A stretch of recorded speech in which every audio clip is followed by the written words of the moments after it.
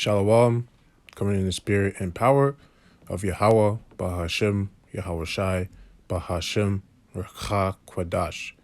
Double honors to the apostles of Great Millstone and to the hopeful elect, pushing his word in truth and sincerity across the four corners of the earth.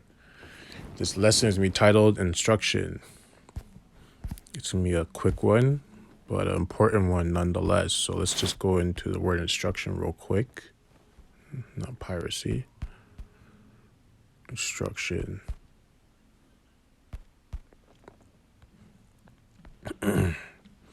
Instruction, action or process of teaching, an array, arrangement, teaching, arrange, prepare, set in order, inform, teach. So informing, right? So you're informing someone, you're giving them information, right? You're informing them on something that's about to happen by giving them information, all right? But also teaching, compile, build, and then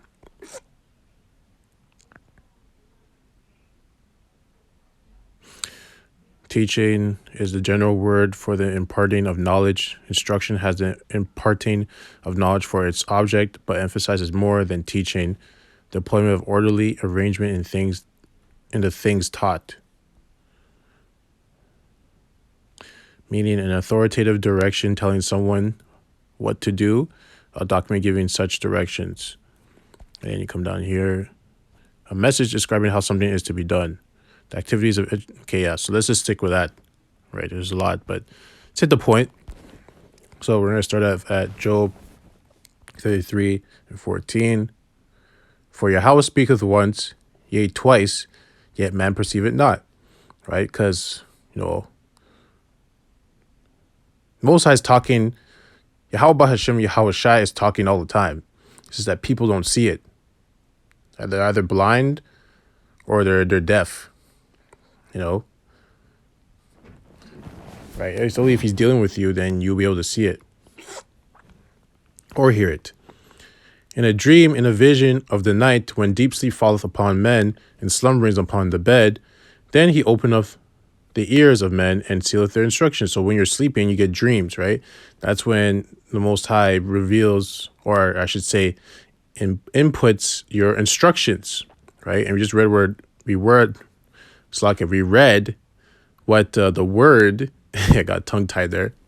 We read what the word instruction means, right?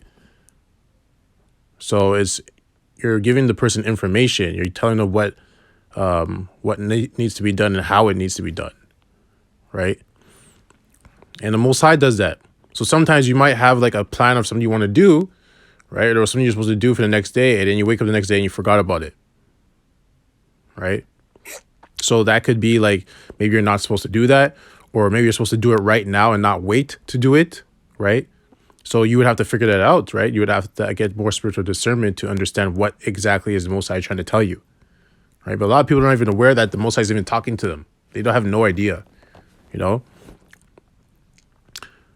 we're going to read up to 18.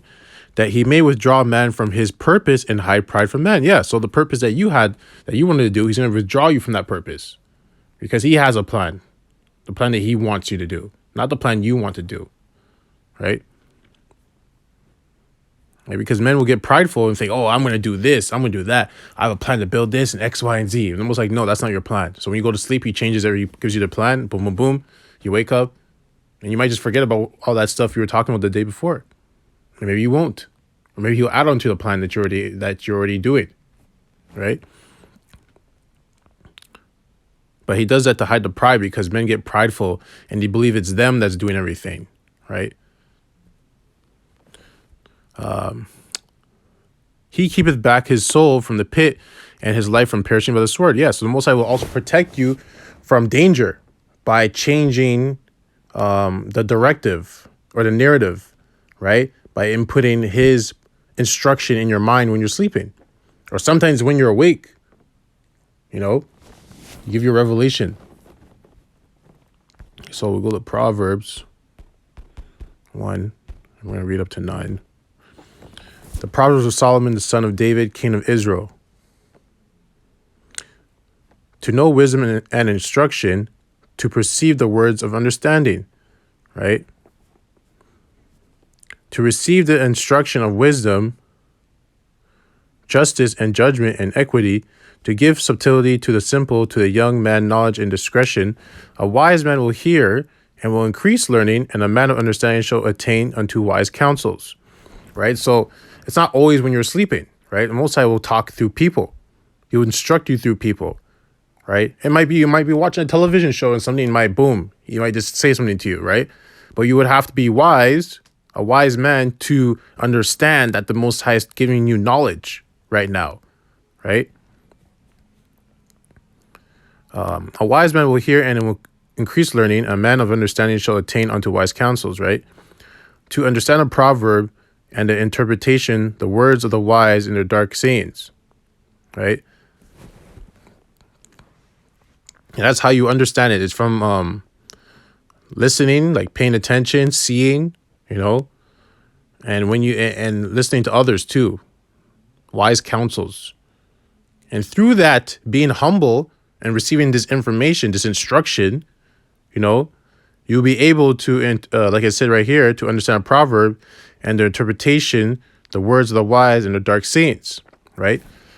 But how do you become humble? Because I just read before that Most High will do things to hide the pride of man. So men are naturally prideful. So they need to be humbled. So how does he humble you, right? Verse 7, the fear of the Lord is the beginning of knowledge, but fools despise wisdom and instruction. So a fool is not going to be humble. He's going to be prideful, right? Therefore, he can't receive wisdom and instruction and knowledge, wisdom, and understanding because he's prideful and he's a fool. So he can't receive it. But the wise man has the fear of the Lord, right? Which is why the wise man that fears the Lord, right, which is Yahweh, will start to receive knowledge, which leads to wisdom and which leads to understanding, right? I'm going to go to Job 36 and 9. Read up to 12. Job 36 and 9. Then he showeth them their work and their transgressions that they have exceeded. Yeah, because the Most High will show you when you did something wrong, or he showed you when you did something right, right? He opened up also their ear to discipline and commandeth that they return from iniquity. Yeah, so if you're doing something wrong, the Most High will open up your ear, right, and tell you what you did wrong, right?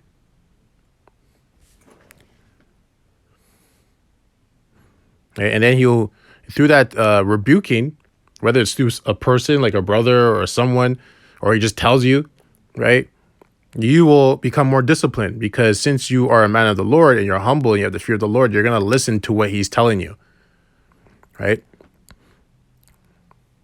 That's only if you're a man of the Lord and you fear the Lord, because, if you don't, you're not going to listen. If they obey and serve him, they shall spend their days in prosperity and their years in pleasures. Yeah, the Most High will take care of you. Just listen to him. But if they obey not, they shall perish by the sword, and they shall die without knowledge. And I just read earlier that he gives you instruction to avoid, roughly paraphrasing, but basically so you can avoid perishing, right? Because everything he tells you is for your betterment. But it's when you don't listen, then, you're going to fall into the pit, right? So we're going to go to, actually, we're in the same chapter. We're going to jump to 15. He delivereth the poor in his affliction and openeth their ears in oppression, right? So the poor, the meek, really the elect, say Israel, but the elect of Israel, because they're the ones that really are going to listen to the Most High, right? And you have the 1/3 too. But he delivered the poor in his affliction. So when the poor is being afflicted, right, the elect, right, the Most High will deliver them from it because the poor are the ones that are actually listening to him. And openeth their ears in oppression. So when you're being oppressed, right, he will open your ears and give you, sometimes he'll tell you why this is happening to you, right? Or he'll tell you you have to endure, right? Or he'll just talk to you with comforting words, right? But it's only to his people that are following him, right, listening to him, that he will do these things for, right, in righteousness. because he will still talk to people's ears on the left-hand side of wickedness and lead you astray because you're not listening to him, right? Because it does happen sometimes. That's why you just have to fear him.